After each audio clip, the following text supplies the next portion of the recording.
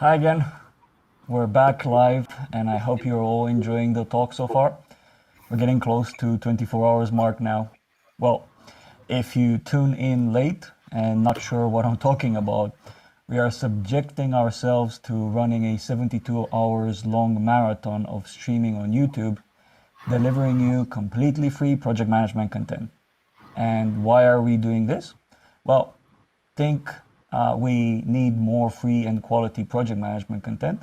But most importantly, we're doing it for a good cause.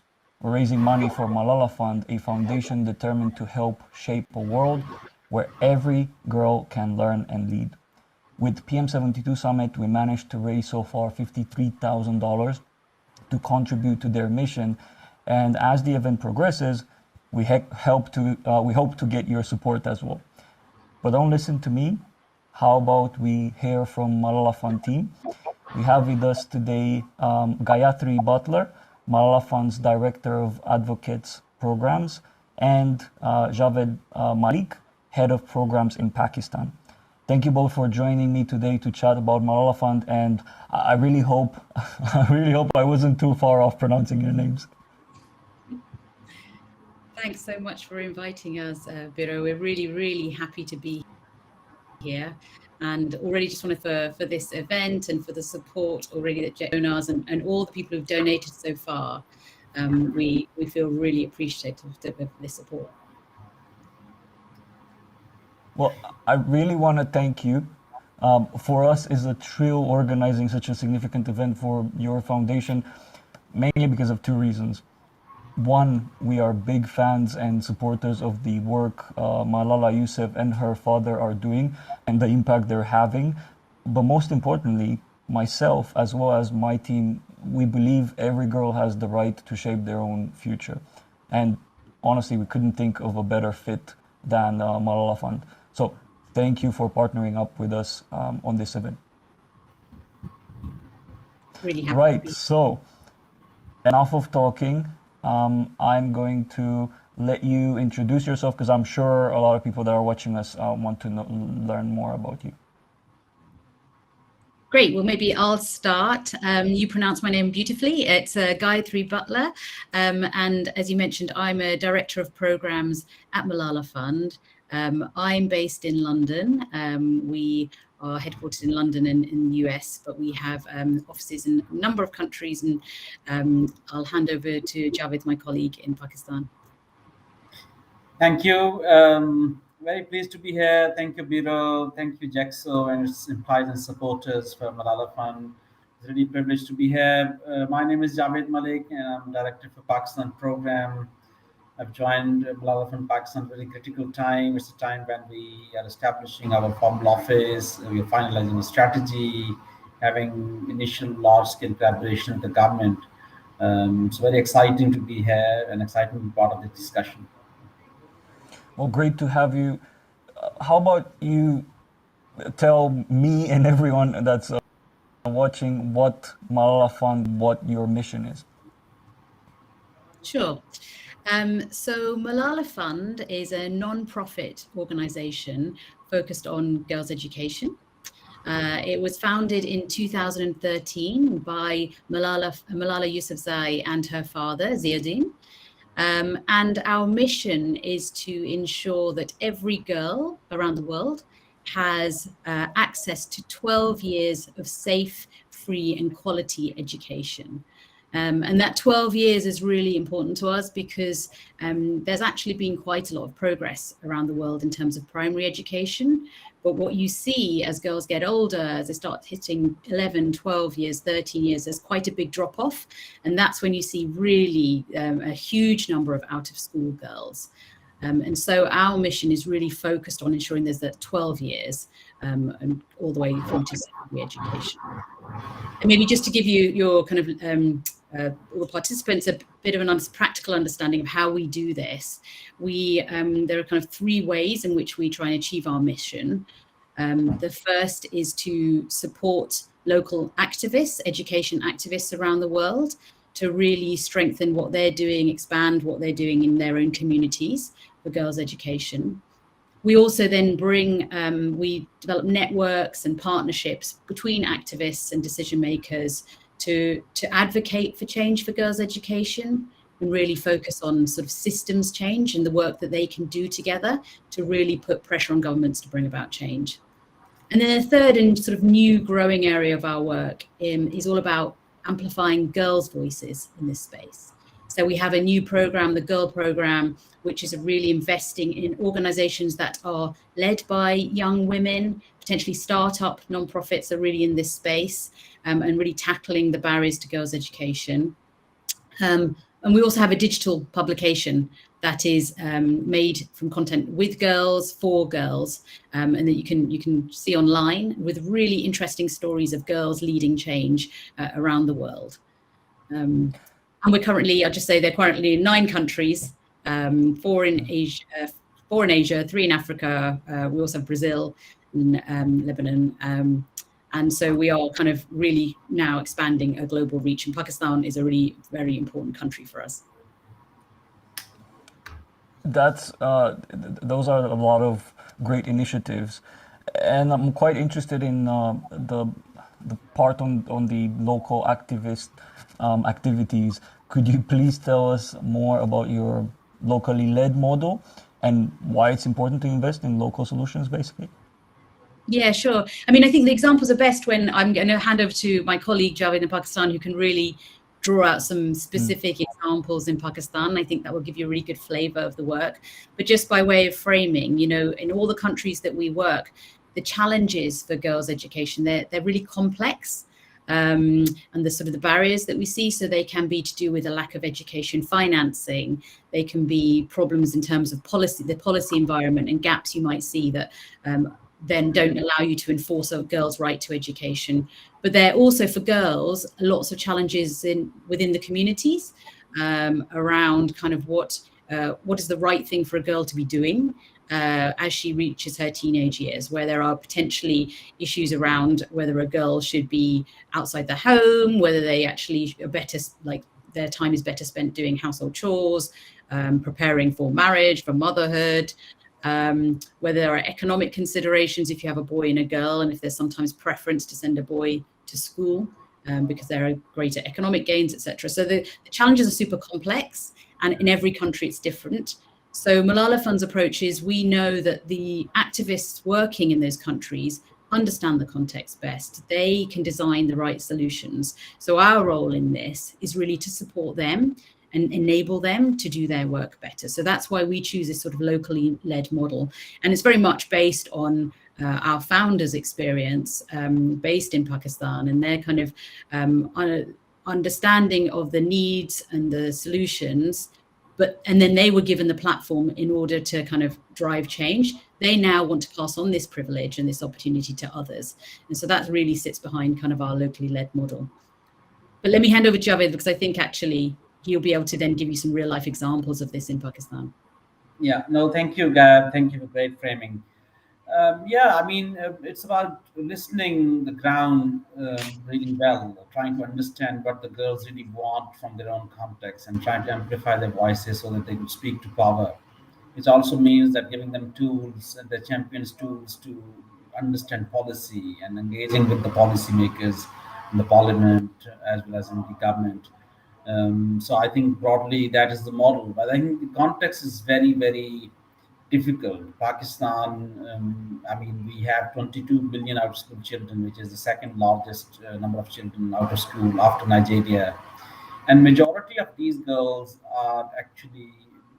children are actually girls. And as Guy mentioned, the age bracket of, 10 to 17, 18. So that's the critical age where in rural areas of Pakistan, if you're a rural girl living in for example, these very poor places, and if you are most probably out of school, and there are, for example, 40 underperforming districts in Pakistan where typically this is really problematic. There's so many stereotypes, gender, tribal, religious narrow-mindedness, bigotry. All of these really impact their life chances at family, community level, and limit their access to schooling. There's real dearth of quality schools also in far-flung rural areas. So I think that's the context, and I think the real then problem is that you want to kind of make sure that every year there's a focus on increasing more money for schools. I mean, so there's a lot of education champions we work with. They produce evidence from the ground to then tend to decision makers to have more resource allocations, so that you have more schools. But I mean, the other challenge is that once girls are in school, the quality of education is really poor. I mean, they their own access to school is problematic. The harassment going to school, inside school, there's a bullying, but also the quality of the instruction given to them. Right? I mean, the quality of teachers itself, learning levels are really poor. And the recent evidence which we collected after COVID-19 suggested there's a lot of learning losses. But what we do is that we pick up, I mean, ground up activists. We call them champions, and we kind of, build on their strengths. For example, our champions work on digital literacy, like Talimabad, for example. I mean, they produce digital content which we stream to millions of girls during COVID. Or, for example, our champions, they write papers for parliament agents for education financing for girls. Or some of them work directly with girls to kind of, teach them their own rights and give them awareness about their surroundings and help them to kind of, communicate better and improve their life chances. And the struggle really is over time that how to make all of that really work at a scale. And recently, we engaged with the Pakistani government to really focus on science education for girls in high schools, which actually would mean a greater push for having better quality teachers in girls' schools, additional lab usage, the more quality on girls who are left behind due to all of these factors, and giving them a real chance, and also allowing Pakistani society to see girls in a different light. They can be leaders, they can be scientists, doctors, and they can really serve their own community. So, I mean, it's all about creating those conditions which actually allow these girls to realize their full potential.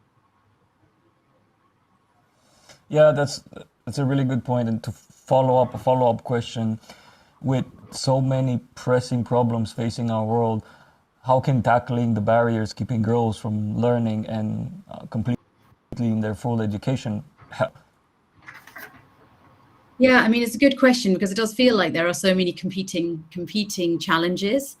But actually, what we see from the evidence and from our own experience, that actually investing in girls can benefit all countries, and so that there are clear economic benefits to invest in girls, apart from sort of the moral responsibility that we have. But there are clear economic benefits. I think there was a World Bank study that showed if you enabled all girls to finish their secondary education and could learn for 12 years, you could unlock $30 trillion in economic growth. And those numbers seem so big, but actually there's so much more than the amount of aid that we give these countries. It's so much more of a sustainable solution. Other figures show that women with primary education can earn up to 19% more than girls without any. And then with secondary education, they earn almost twice as much. So there are really clear economic benefits, but it goes beyond that. There are also benefits in health. Investing in girls' education also has really good outcomes for girls' choices on their own health, but also generational impacts for improved choices for their family, fertility, for other health choices. There's evidence to show investing in girls' education helps prevent conflict. Now new growing evidence around investing in girls' education can then also provide much more productive solutions for climate change, both recognizing girls are often experiencing the most negative impacts of climate change through their education, and therefore have this incredible perspective on what's happening. But also, if we're really creating environments where they can be agents of change, then they can be real leaders in this field and help drive very innovative solutions. So I think there are really obvious benefits. I think the flip side is that we are seeing 130 million at minimum girls out of school right now. So the problem is a really pressing one and has become even more accentuated because of COVID. We're seeing COVID has done a massive setback in education, and now there's even potentially 20 million more girls out of school. So that alone just shows the kind of size and scale of the problem that we are facing, and that actually if we can invest in this, then we can really kind of turn that problem into a massive opportunity for the world.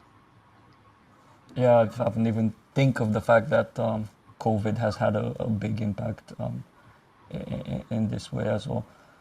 Well, let's talk about the gender gap in digital access. I think that's quite important. UNICEF reports that more than 50% of the world's women are offline, and that 393 million in lower income countries do not own mobile phones.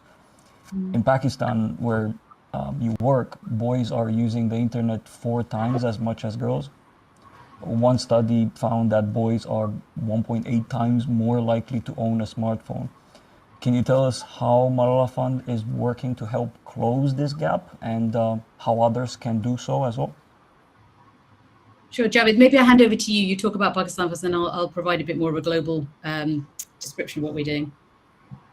Yes, I mean, this is a real opportunity, Biro, because internet have these capabilities to flatten the hierarchies and reaching out to, for example, even those places where education quality cannot be really delivered, and and also due to kind of increasing access, there are 82 million people in Pakistan having access to internet, and it's actually quite, you're right, that sometimes the girls having much less access than boys, and mostly due to cultural reasons, because of course they're seen in a very different way in conservative context, and a lot of these local kind of patriarchal perceptions of girls, and trying to control their lives.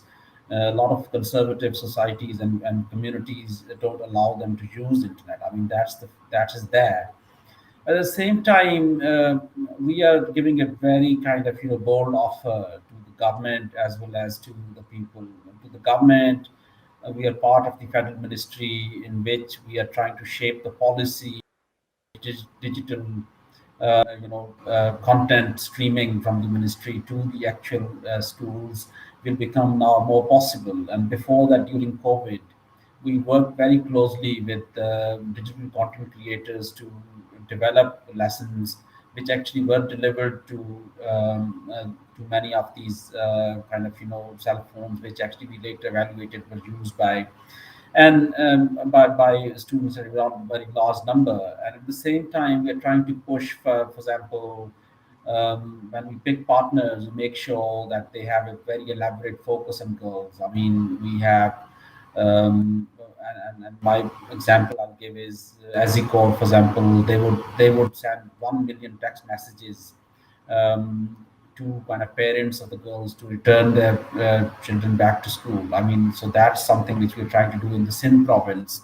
During COVID, we had mentioned earlier that we worked with Talimabad, which is another champion who actually created digital contents for science and other subjects for high schools. And recently, another champion called Science Fuse, they and Talimabad collaborating to develop even more digital contents, which actually are now ready to be translated on YouTube and other channels. And our kind of big push and policy over time is that we try to kind of push for making internet really cheaper, having accessible to kind of most of these communities, promote discussions around girls' agency and empowerment, because we don't see education and digital rights only as a mean to an end. We just see this as expression of the agency of girls, their own representation, and their ability to control their lives. I think that's actually is kind of the end goal. That's what we try to kind of move towards. Gaia, you want to kind of also talk about the wider conception of this work, which actually can help to understand our conception from there. Yeah, as well as how others can help as well. Yeah, sure. Yeah, absolutely. I mean, just also on the digital, I think it's really important for what the work we've seen is that the patterns of gender inequality that we see in sort of physical world, they're really replicated in the digital world, as you had said, Biro, in your stats. And so we're sort of partly seeing it as one, we have to recognize there's a potential threat here, in the sense if we don't do anything, then girls are really going to be left behind. So we have to kind of make an effort to actually close that gap. But there's also real opportunity. And I think COVID has really presented that to us, as there's been shifts to different types of learning and digital learning. And our champions particularly have been experimenting with lots of different ways. And Javed mentioned a few.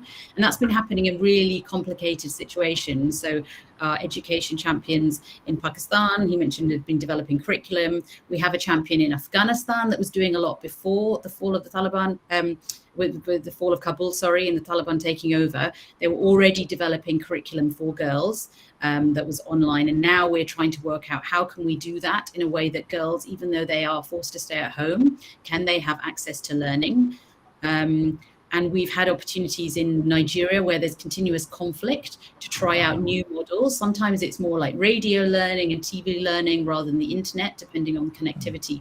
But I think there's just a lot of experimentation going on to say, actually, how can we do things differently and give really good quality education to girls who are in such remote and complex settings? And I see there's a question, if you don't mind me just addressing, there's a question that is in the chat box that came from somebody that was asking, with donations slightly above 50K currently, can you give us an idea of what impact that kind of money can make? And I think that's what's really interesting, about our model. I mean, we can give it to one, in support of one champion doing one thing in a country. That could be really, really great investment, for instance, like developing good curriculum in the digital education space and trying something new. Or we can also give that money to a set of champions that are collaborating to do something different. So in one of our countries in Ethiopia, we call them joint action grants, and our champions have come together and they've set up events where girls are coming together to advocate for change and are meeting with government decision makers and saying, these are our needs, this is what we're not getting. And we set it up in a way that actually government officials who don't normally interact with girls on a regular basis get to really understand their needs, are kind of in a space where they're listening. And it can be very emotional because they suddenly hear from girls themselves about the challenges they're facing, and they connect, especially the women leaders connect with themselves in those contexts, and then actually are much more motivated to create a change. So this is what's really lovely about the kind of model that Malala Fund has, is sort of promoting that kind of collaboration. Yeah, that makes a lot of sense, and I can see how that can be impactful. So, Javed, you are the head of programs in Pakistan, where Malala Fund is working to improve STEM education for girls across the country. Can you tell us about this specific initiative? Thank you. I mean, the point about STEM education, and especially focusing on girls, is to actually help the society see them in different light. I mean, that's the first big objective, because you want to create new role models for the girls who actually should then aspire to become whatever they want to be. I mean, scientists, or they want to become leaders. But the point is that you want to kind of push for that. So that's the main objective. But I mean, our STEM objective, when we work with the ministry to actually shape the science policy, which should be focusing on girls' school, and I mean, traditionally, only boys and men are seen kind of, being scientists. I think that's what we try to kind of, really make sure that girls' schools are well resourced. We try to kind of improve the lab usage. We try to have more science teachers for girls' schools. There are 13,000 public sector high schools in Pakistan. And our aspiration is that by in the next 5 years, our interventions are able to kind of, somehow improve the pedagogy and lesson delivery in these schools. At the same time, we should have kind of activities which actually make science really exciting and mathematics really exciting. We have math circles, science festivals. We try to also work on the life skills of girls and work with the teachers. And the entire aim is to kind of, improve their overall agency and the perception about them, so that, I mean, government is able to kind of see more potential, allocate more money for schools. And part of work is also unblocking barriers to quality education, whether they're in policy, whether they're in education financing, or better quality curriculum, RN teachers training, filling the gaps. I mean, the government already have policies, but you want to kind of have a lens is girls' education, feminist education policy, trying to kind of bring in these additional voices and trying to also include girls in the project cycle.